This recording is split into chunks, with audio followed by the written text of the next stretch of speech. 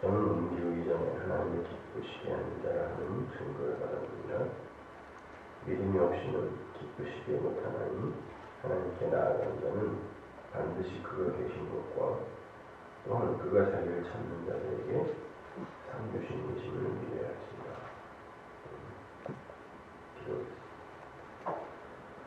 하나님, 이 아침에도 우리의 믿음이 더욱더 확인이 공부해지는 그런 기적을 우리가 체험하게 해주옵소서. 말씀 속에서 하나님이 우리에게 약속하신 것이 무엇이며 또 우리는 어떤 종국을 향해 달려가는 것인지를 분명히 알 수 있게 하여 주옵소서. 저희 한 발 더 이 세상에서 발을 떼는 귀하고 또 시간되게 하여 주옵소서. 예수님의 기도합니다. 에녹의 이야기입니다.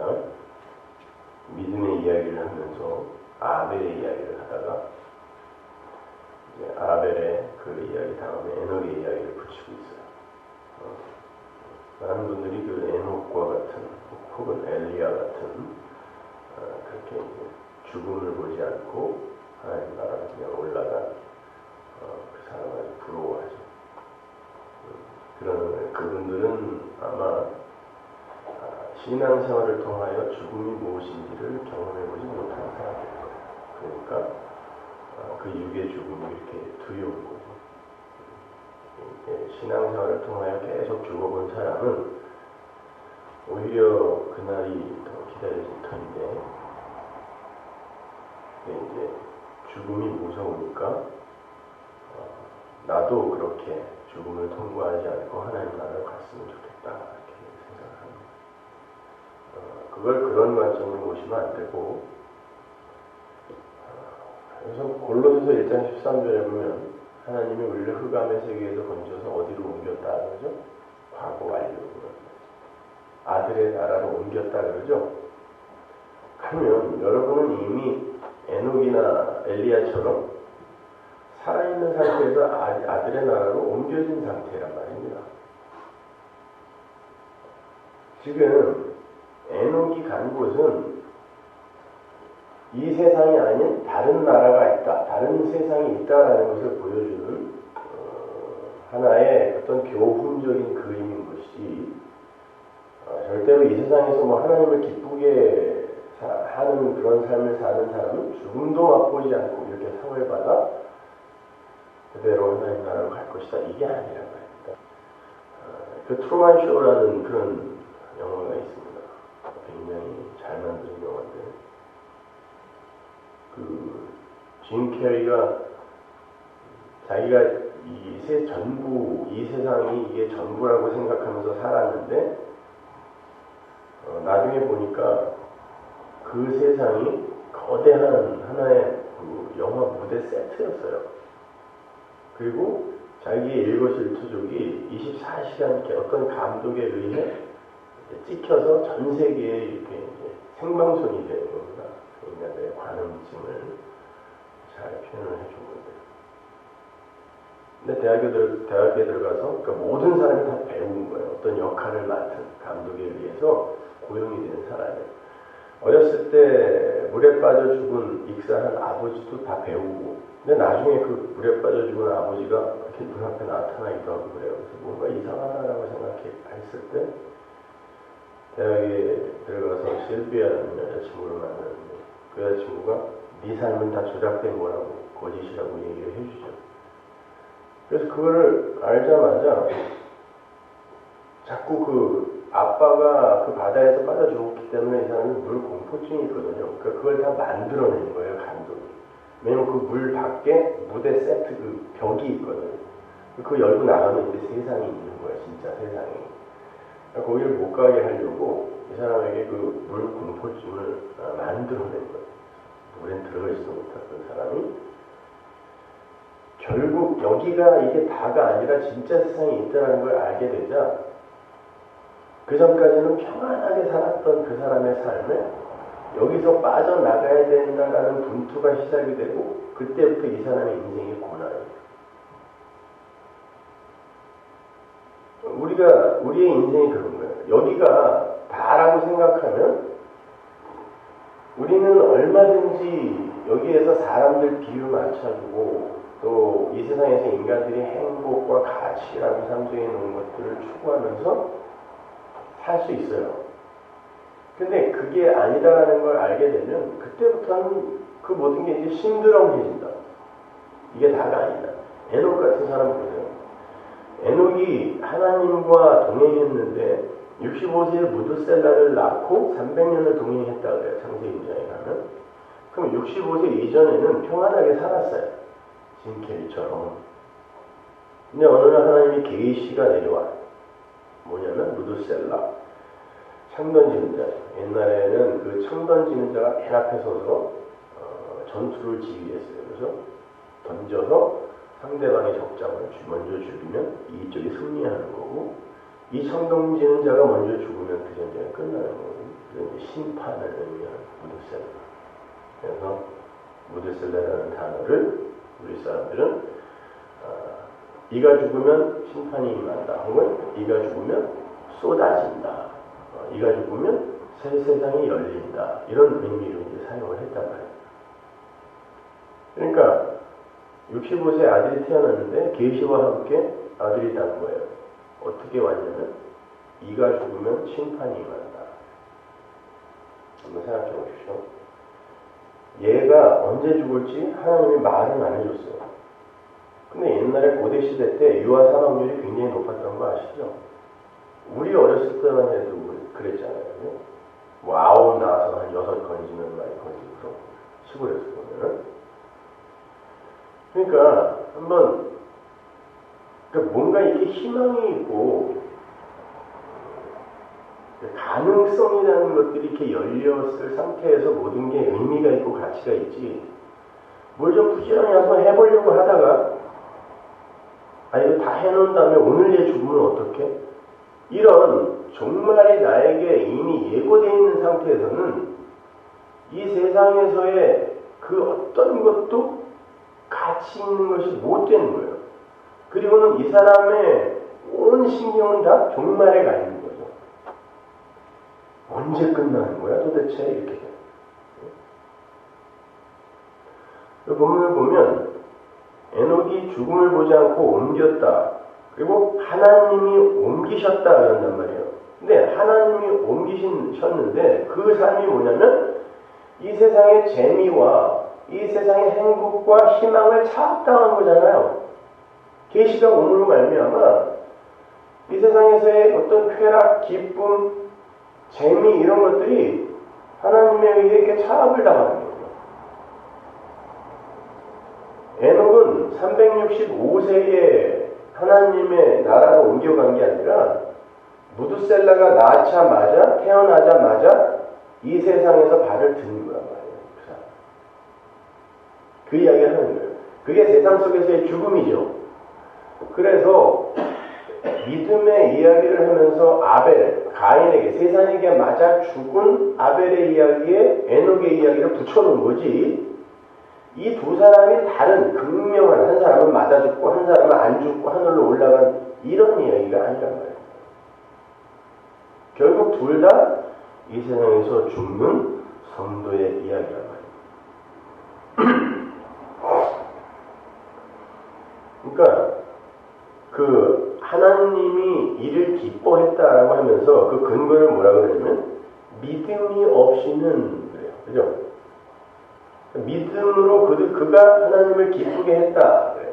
근데 유다서 1장으로 가면 이 에녹이 뭘 하냐면 이 세상에 분명히 종말이 있고 심판이 임한다라고 예언자로 살았다 그래요. 유다는 예수님 동생이죠. 그러니까 이 에녹은 그가 뭘 믿었는지 그 내용이 나오죠. 하나님이 계신 것과 그가 자기를 찾는 이들에게 상을 주시는 이심을, 상이라는 것은 이제 영생이에요. 구원, 예수라는 거예요. 예수. 하나님이 계신 것을, 하나님이 계시면서 그와 동행하여 모든 것을, 이 역사와 인생을 끌고 간다는 것을 그가 믿는 거예요. 믿게 되는 거예요. 하나님이 동행하면은 그 길로 끌려가기 때문에 그게 하나님을 기쁘게 하는 거란 말입니다.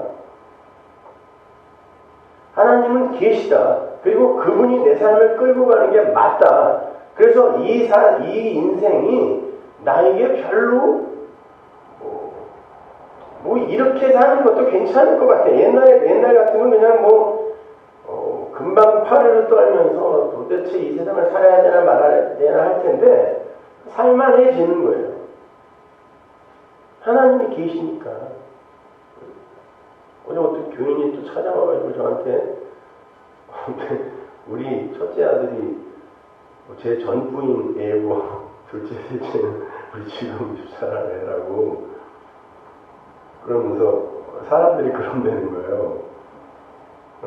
전 부인이 있어요, 제가. 전 부인이랑 결혼해서 살고 있었는데 우리 집사람이 미국에서 와서 저를 유혹하는 바람에 전 부인과 헤어지고 그 전 부인과에서 이런 얘기는 어떻게 나오는 거야? 나는 도대체가 얼마나 더 모독을 당해야 되나.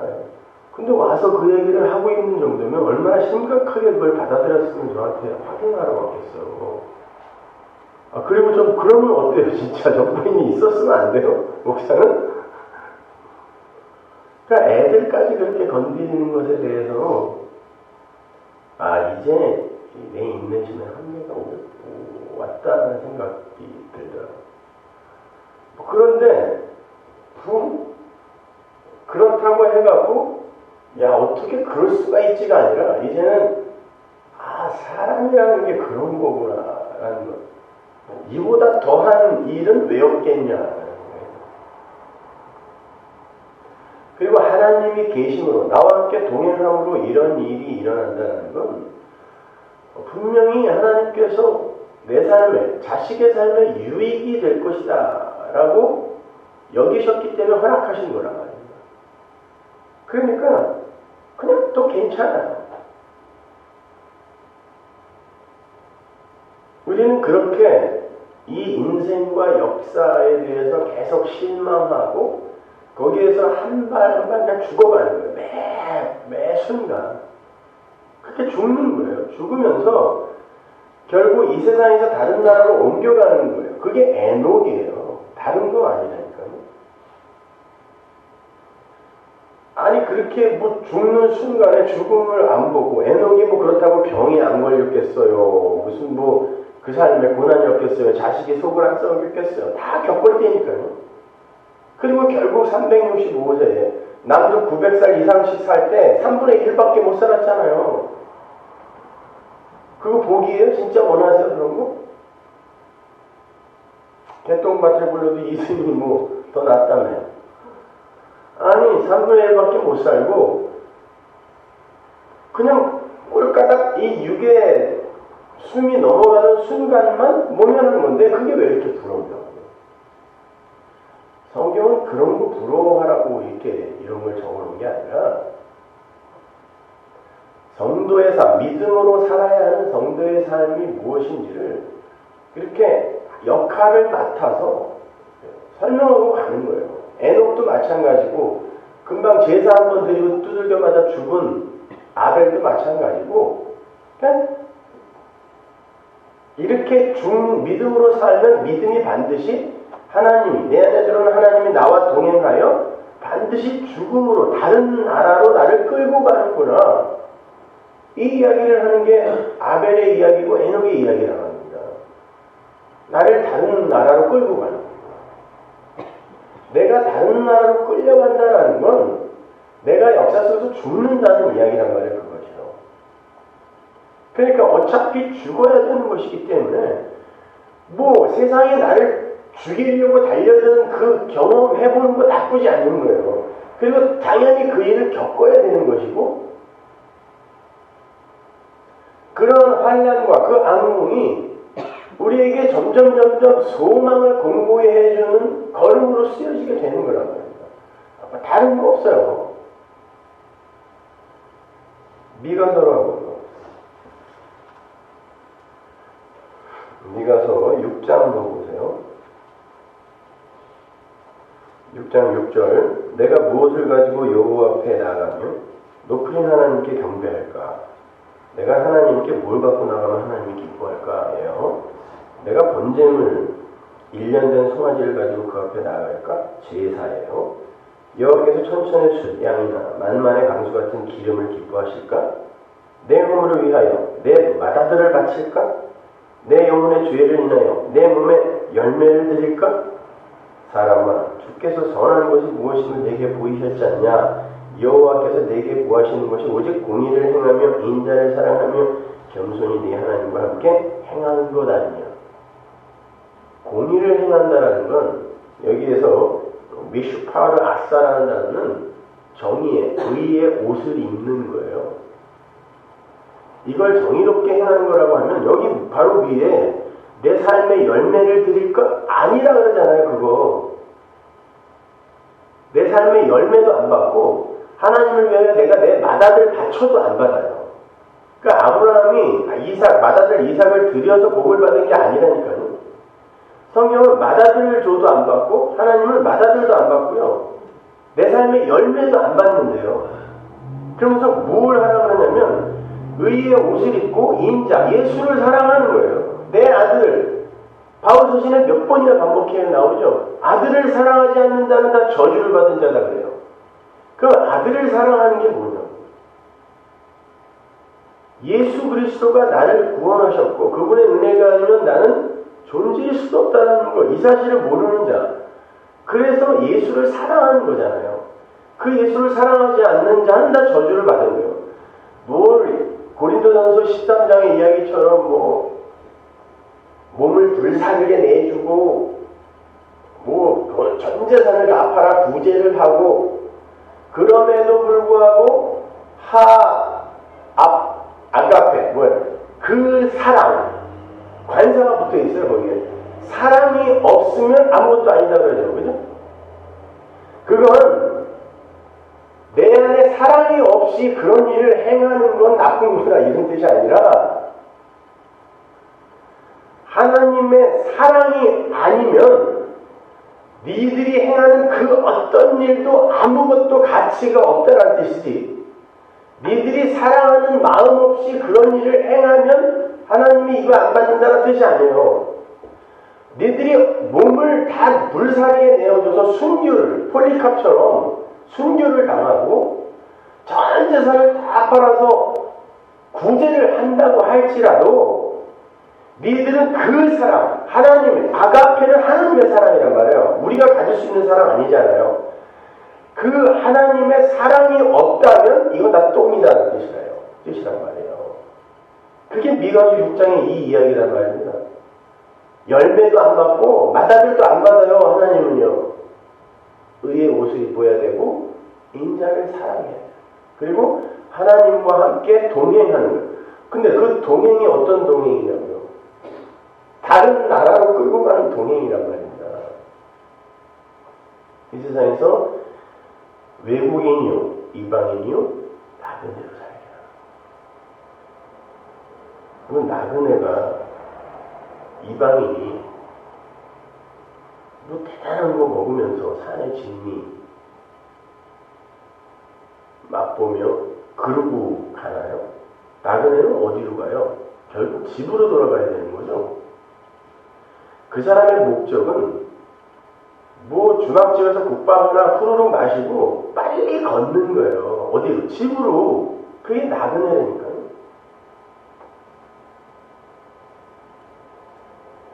아니 6.25 때 피난 가면서 준비해야 될 게 뭐예요? 신발끈 꼭 동여매는 거예요. 허리띠 꽉 졸라매고 걷는 거지. 여기저기 기웃기웃하면서 이거는 돈벌이가 좀 될까? 저 집에 들어가면 뭐 맛있는 게 있을까? 이거 아니라니까요. 여기가 아니다라고 이미 계시로 하나님의 의에 교훈을 받고 여기가 아닌 다른 곳으로 빨리 피난을 가야 되겠다라는 걸 아는 이들은 허리띠 동여매고 신발끈 꽉 매고 달리는 거예요. 그냥 여기에서 도망가는 일밖에 없다니까요. 근데 어떤 길로 가야 되냐면 예수라는 길로 가는 거예요. 예수를 붙들고 그 예수에게 꼭 붙어서 예수가 끌고 가는 그 길로 쫓아가요. 근데 예수가 어디로 끌고 가냐면 자기가 달려있던 십자가로 끌고 가요. 계속 죽여내는 거예요.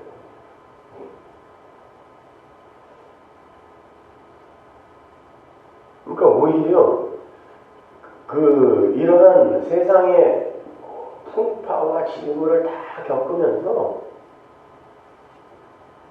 여기 이런 것들이 나를 점점 이렇게 크게 흔들지 못하는 그런 경험을 해 나가는 게 육의 죽음을 이 세상에서 경험하는 거예요. 예수님께서 마태복음 8장에 가면 이런 얘기가 나오는데 서기관이 하나 와갖고 선생이요 내가 제자가 되고 싶습니다 그랬더니 뭐라 그러냐면 인자는 머리 둘 곳이 없다 그래요. 내가 나에게 와서 지금 이 세상적인 어떤 것 혹은 나에게 무슨 교훈을 받든지 뭘 배우든지 해서 너의 어떤 가치를 더 이렇게 더 상승시키고 이러기 위해서 나를 찾아온 거라면 너 애시당초 정신 차려 이런 뜻이거든요. 보세요. 제자 교육 무슨 제자 훈련 자꾸 이딴 소리들 하는데 제자라는 단어 자체가 여러분 스승 예수가 성경이 나를 어떻게 바꿔내고 교훈하는 스승이 되는 제자는 항상 스승이 야 이제 됐다 그러면 어떤 지점에 올라가서 하산을 하는 게 제자잖아요. 그러니까 성경이나 예수를 선생, 랍비라고 부르면 그래서 예수님이 기분 나빠한 거예요. 선생으로 삼아서 이 세상에서 내가 내 가치를 높이는데 그로부터 어떤 교훈이나 뭘 받아내려고 그를 성경이나 예수를 선생으로 취급하게 되면 결국 목적은 하산할 정도가 되어 사람들에게 인정을 받는 나에게 있는 거란 말이에요. 그 목적이. 하산할 수 있는 실력자가 되기 위한 이게 서기관이 원했던 거예요. 그러니까 예수님이 나는 머리 둘 곳이 없어. 사라졌어요. 또 제자 중에 하나가 또 와서 아버지 돌아가셨는데 장례 좀 치르고 와도 돼요? 그랬더니 안 된다. 죽은 자는 죽은 자에게 장례해라. 이게 이제 엘리사가 부름을 받았을 때 그 이야기를 이제 예수님께서 다른 책에 보면은 쟁기를 잡고 뒤로 돌아보지 않고 하는 그 이야기가 엘리사 이야기거든요.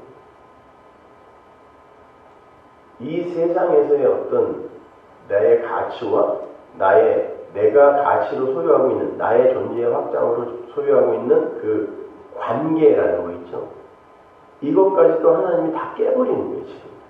그러니까 이런 거죠.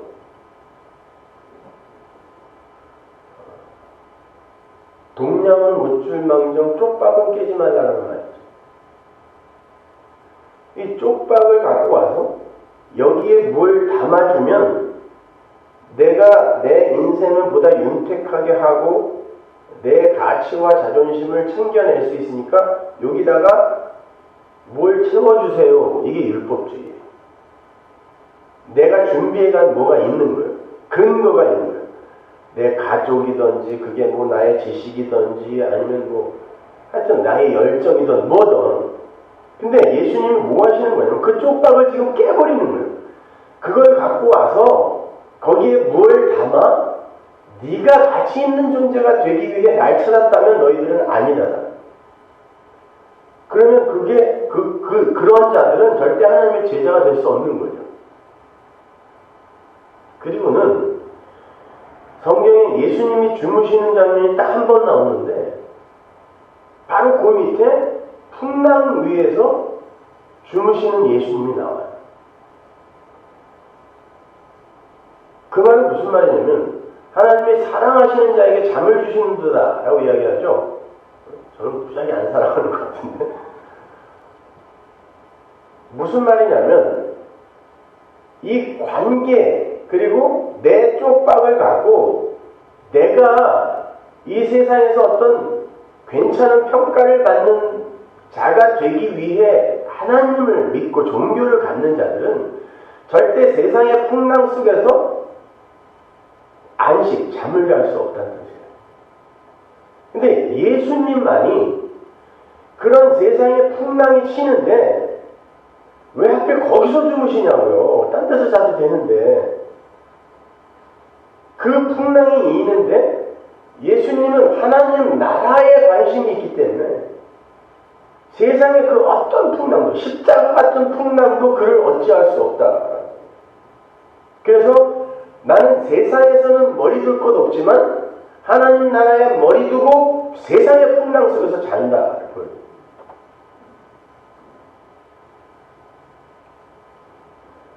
그러니까 그것이 바로 십자가의 삶이라는 그 고난과 환난의 삶을 통하여 우리에게 생겨나는 변화들입니다. 그래서 계속 맞아줍니다. 근데 그게 진짜 나를 죽이지 못한다는 걸 아는 거예요. 예수님의 부활이 왜 중요하냐면 세상이 너희들을 분명히 이렇게 때려 죽일 건데 봐라 내가 살아났잖니. 성경이 뭐라 그래요? 우리가 죽음에 동참하고 부활에도 동참하여 살아났다 그러잖아요. 내가 살아났잖니. 너희들 그걸 죽는 거 아니야. 그러니까 그렇게 죽어야 나처럼 사는 거니까 그게 죽는 것처럼 아깝거리지 말라고 부활의 이야기를 해준 거예요. 그게 죽도록 충성하라요. 죽을 때까지 살아있어라.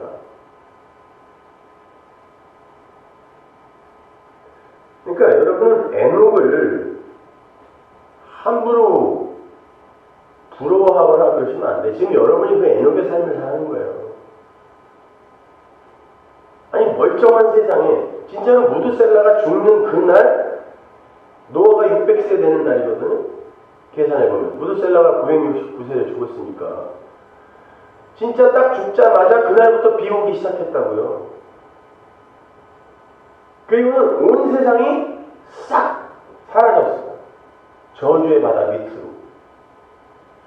근데 에녹이 그걸 계시로 알았는데 그 세상에다가 뭘 쌓았겠냐고요. 세상 사람들이 이미 다 이제 사라질 걸 아는데 8명 이외에는 그 사람들로부터 무슨 평가를 받길 원했겠으며 300년 동안 욕 바가지를 먹었단 말이에요. 심판을 이야기하면서.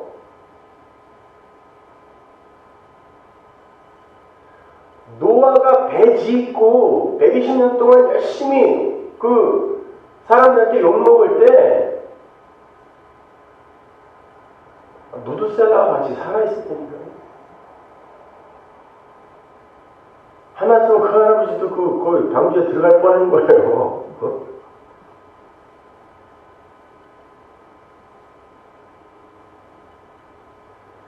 생각해 보시라고요.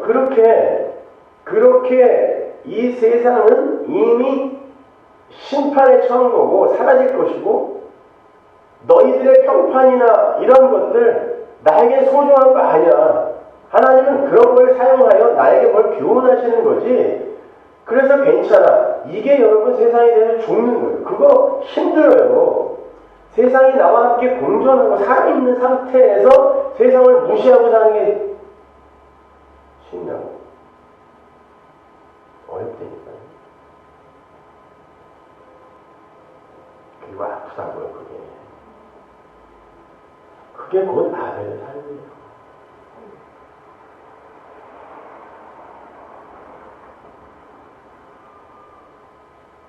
아니 계속 이 세상에서 그렇게 나는 날마다 죽는다라는 경험을 하는 사람들에게 너 한 번에 죽여줄게. 그러면 야, 잠깐 요 고통만 참으면 이제 완전히 죽게 되니까. 아니면 한 20년간에 나누어서 죽여줄까? 아니면 한 번에 죽여줄까? 그랬을 때 한 번에 죽여주세요. 그러지 당연히. 그 죽음이 얼마나 아픈 줄 알면은. 근데 이 세상에서 죽음을 맛보지 못한 이들이 그냥 20년에 나눠서 죽여주세요 이러는 거예요. 그러니까 살고 싶은 거예요. 이 세상에서. 에녹이 부럽고 엘리야가 부른 거예요. 죽음을 통과하지 않았다고. 천만의 말씀입니다. 이렇게 죽는 게 납니다. 여러분도 그런 일이 닥쳤을 때 너무 이렇게 그냥 불안하거나 두려워하거나 그러지 마세요. 살려주세요.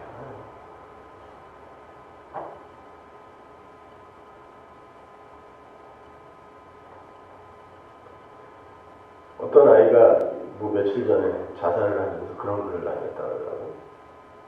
중학생이에요. 그랬다는데 20층 아파트에서 뛰어내렸대. 그러니까 부모들이 자꾸 이 시험 성적에 대해서 부담을 주니까 아이들이 그냥 지옥을 사는 거야.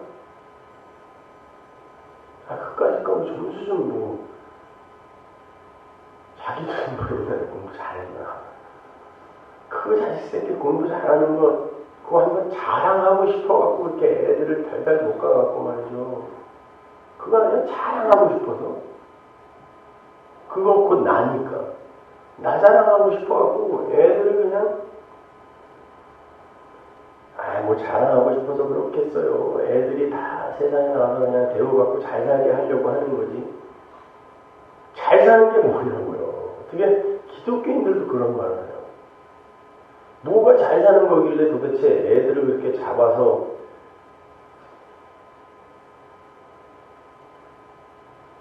애가 죽으면서 이 세상에서 나의 유일한 친구였던 아이팟을 함께 묻어주세요. 세상에 아이가 얼마나 외로웠으면 아이팟을 함께 묻어주세요.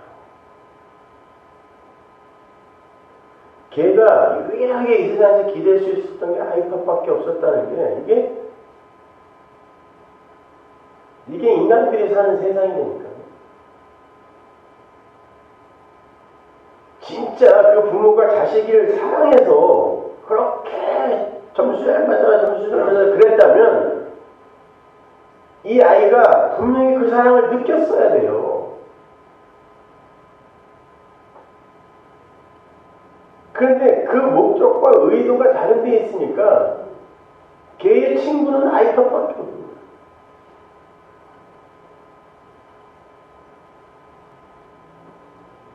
눈물 나지 않아요, 여러분? 세상, 우리도 그렇게 살고 있는 거예요, 지금요. 사실은.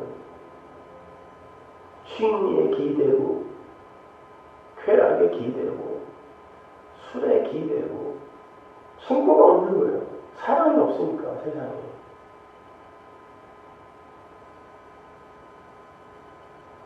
사랑을 위조해내고 조작해내는 실력들은 있어도 진짜 그 사랑을 하는 방법은 모르고 그게 우리의 실체가 맞아요. 또. 그래서 사랑은 하나님께만 속한다. 하나님이 사랑이다. 그러니까 내 안에 하나님이 안 계시면 절대 그 하나님을 내놓을 수가 없어요. 나는 이런 이렇게 과정을 통과하면서 우리 아이들과 그동안 시간을 너무 못 보냈던 게 너무 가슴이 아파서 요즘은 아이들하고 계속 이야기를 하고 같이 앉아서 들어주고 또 둘째는 무슨 음악을 만들겠다 그래서 또 제가 컴퓨터로 음악 만드는 거 이런 거를 가르쳐주고 있는데 너무너무 좋아해요. 점수는 팍팍 떨어지는데 애는 너무 행복해졌어. 근데 아이들이 이런 과정을 통과하면서 부쩍부쩍 자라나는 게 느껴져요. 아빠를 생각하려고 그러고 도대체 사람과의 그 관계는 무엇이며 신앙이라는 무엇인가 이런 것에 대해서 자주 물어보고 또 본인들이 내리는 결론들을 이렇게 이야기를 들어보면 이게 결코 아이들에게 나쁜 건 아니구나 이런 생각이 들어요. 더 돈독해지고 사람들이 너무 이뻐졌어요. 여러분, 우리가 나에 대해서 집중하고 있는 한 우리는 그 어떤 사람도 누구에게 줄 수가 없어요. 오히려 그 사람들을 이용하는 나의 존재를 확장하는. 내가 깨어지면 그게 전해져요. 조금씩. 그러니까 내 피가 이 땅에 쏟아지면 쏟아질수록 그 피의 양에 비례하여 내 안에서 하나님 예수라는 사랑이 나가거든요. 전해지는 거예요. 그게 하나님 나라의 존재들의 삶의 양식이에요. 그러니 이런 이야기도 한두 번이지 매주 이런 얘기하니까 참 듣기도 싫을만도 하죠. 일단 두말하고 그러니까 지겹다. 교회 나온 분들이 그러더라고요. 거기 나갔더니 왜 이렇게 마음이 편하니? 얼마나 여기서 그냥 듣기 싫었으면 그 소리 안 들으니까 왜 이렇게 마음이 편하냐고 그러더라고요. 여러분도 그럴지도 몰라요. 한번 나가보세요. 안 들어보면 왜 이렇게 마음이 편해? 그거는 이제 세상이 좋아진다는 뜻이거든요. 그렇게 살아보세요. 하나님은 하나님이 동행하시는 한 절대 여러분의 눈을 이 땅에 두지 않는다.